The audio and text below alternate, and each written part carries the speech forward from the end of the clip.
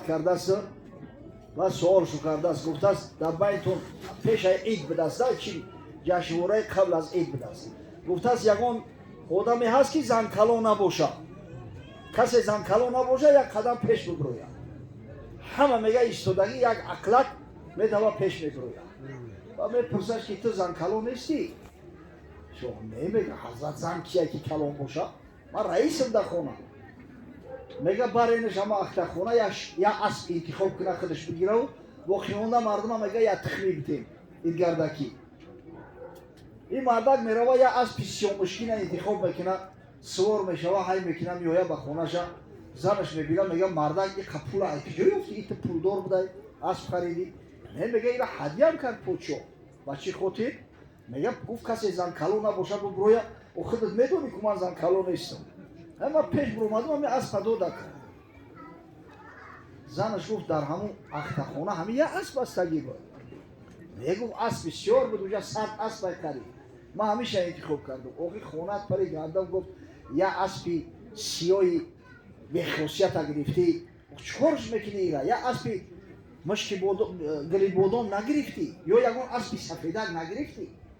و هم اسبی است بگیریش. خیلی سوی ای باشه زمان میگوی غلط کرده، حالی را میگه دیر نشیده است، بگی برش علیشش کن. حالی ایشون همین سواریش که نکرده است علیش کردهش میشه و کدرم. این مردک هم ما اسب ایتال کردن یا با پیش پوچورا. حضرت در خونه مصلحت کرده، به همین خلاصه اومده که همین رنگ نمیشیده است، اجازه است همین را برم یا رنگی دیگه شب بگیرم. پوچو گفت از پای دستش بگیره، همین یا تخمش بتره دادانی کنوشی شتاب زنه. اگر در مجموع بگیریم در واقعه زندگی و در همین حال فصل زندگی باور کنه همه ما احتیاج به همین زنک داره، علاج نداره. اگر زن بخواه قسم به الله همون مرد هر نوعی که میخواه تربیهش میکنه، هیچ جای شک و شبهه نیست. همه یکی زن بهترین متاع دنیا است. پیامبر صلی الله علیه و سلم به همین خاطر گفت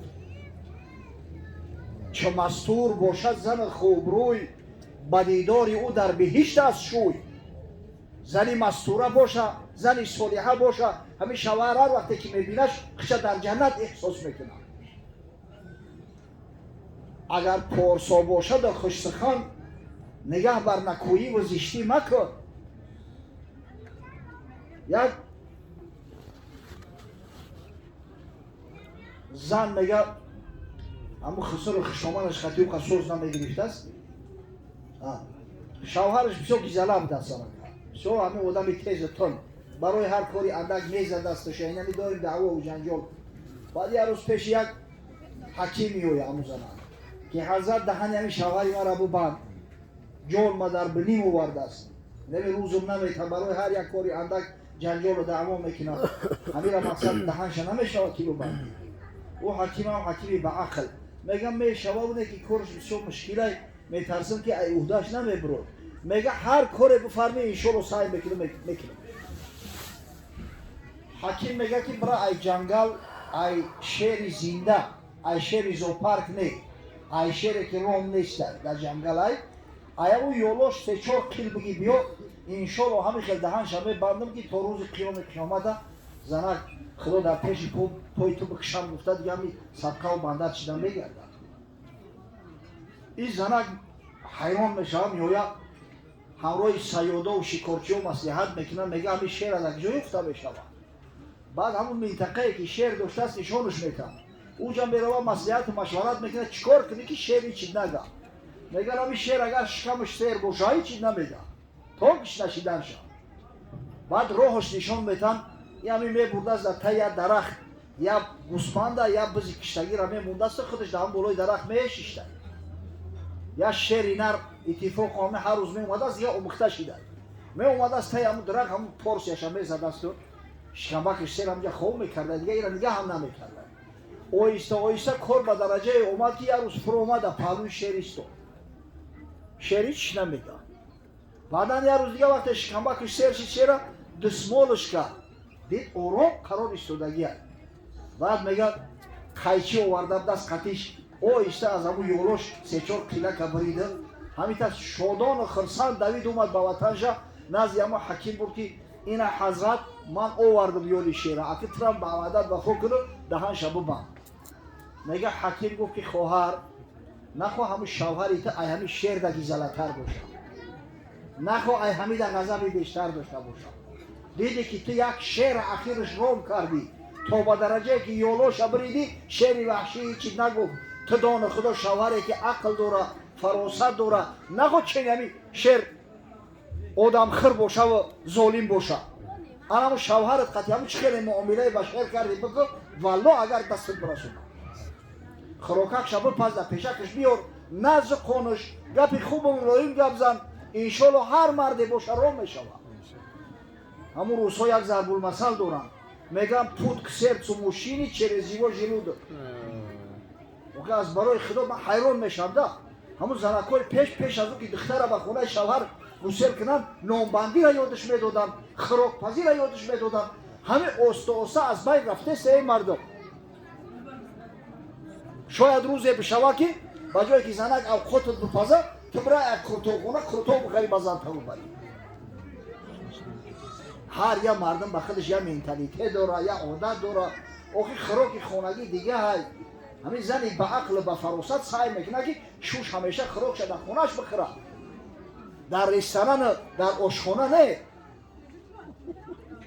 همین است که پیامبر خدا صلی الله علیه و سلم تاکید کرد الدنیا متاع و خیر متاعها المرأة الصالحة دنیا به حیث متاع است دنیا یا خوردنی است یا نوشیدنی است یا پوشیدنی است یا سوار شدنی است یا این همین جا و مکان زندگی کردن است بهترین متاع دنیا به شک شما زنی صالحه اگه انشالله اعظم جان ما در خاندان بزرگ شده است که همون رسم و رسوم اجدادی را بسیار خوب رعایت میکنند هر چیزی که وابسته به تعلیم و تربیت فرزند است انشالله ما یقین دارم که فرزند خوب و صالحه و به سنت پیامبر صلی الله علیه و سلم وراثت تربیت کرده است انشالله خانه یک مسلمان آبادان میگردد بازم دعا میکنیم در حقیقت خواهرچمون پروردگار بینش بین زوجش الفت و مودت و محبت واقعی و اسلامی را برقرار ساز خداوند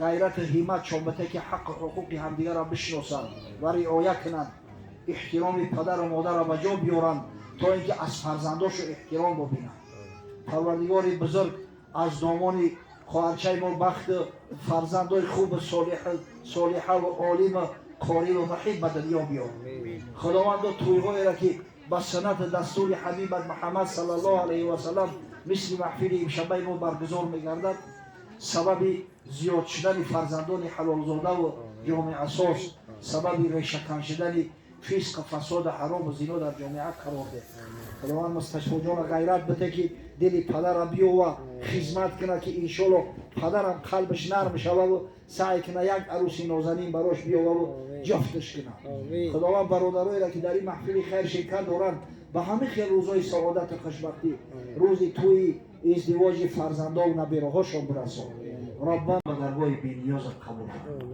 بعدا برسان به ارواح جمیع پیغمبران خاصتا به روح رسول الله صلی الله علیه و سلم پروردگار روحیان حضرت و صاحب خانه و از مهمانانش مجموعاً از جمیع امتانی با همت و با غیرت مسلمانش که سعی میکنند تمام محفل نشستاشو طبق دستور و سنت پیامبر صلی الله علیه و سلم برگزار گردد شاد و مسرور و خوشنود و راضی گردد فردا روز قیامت از شفاعت آن حضرت صلی الله علیه و سلم با نصیبشان ساز و از حوض کوثر سیراب شد آمین بعدا برسان به ارواح جمیع مؤمنین و مؤمنات مسلمین و مسلمات جمیع روح ارواحی که از عجم جان از مهماناش میل دعا دارند خاصتا به روح والدین مرحومش خشا به حال پدر و مادری که بعد سریخت چنین فرزندای صالح اهل نماز و اهل تقوا را باقی میگذارند قسم به الله در حکم زنده هستند بل احیاء عند ربهم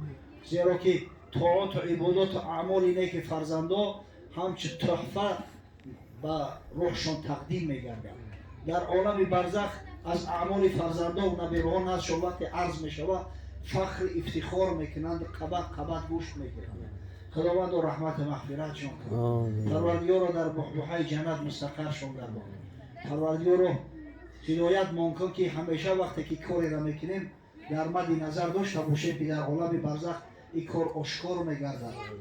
کاری کنیم که همیشه سبب افتخار و سبب سربلندی والدین باشیم، نه اینکه سبب زینت خوری. پروردگارو این محفل خیر توی نکاحی را مبارک گردان. خداوند این خواهرچه ما را همراه زوج محترمش از جمیع بلا و گزنده حفظ کن. از جمیع خشی‌های زندگی برخوردار گردان. جمیع مراد و مقصوداشون حاصل بگردان. خداوند صاحب فرزندای خوب و صالح عالم قاری و محب شان بساز. پروردگار و دیگر برادران را به همه روزهای سعادت و خوشبختی برسان. خداوند به خاطر احیای سنت ولای حبیبت محمد صلی الله علیه و سلم فیض و برکات خیرات و حسنات خویش را در این منزل، در این محفل، در این محله، در این دیار، در خاندان برادرای دست به دعا برداشتن نازل فرما. ربنا آتینا فی الدنیا حسنه و فی الاخرة حسنه و قنا عذاب النار. آمین یا رب.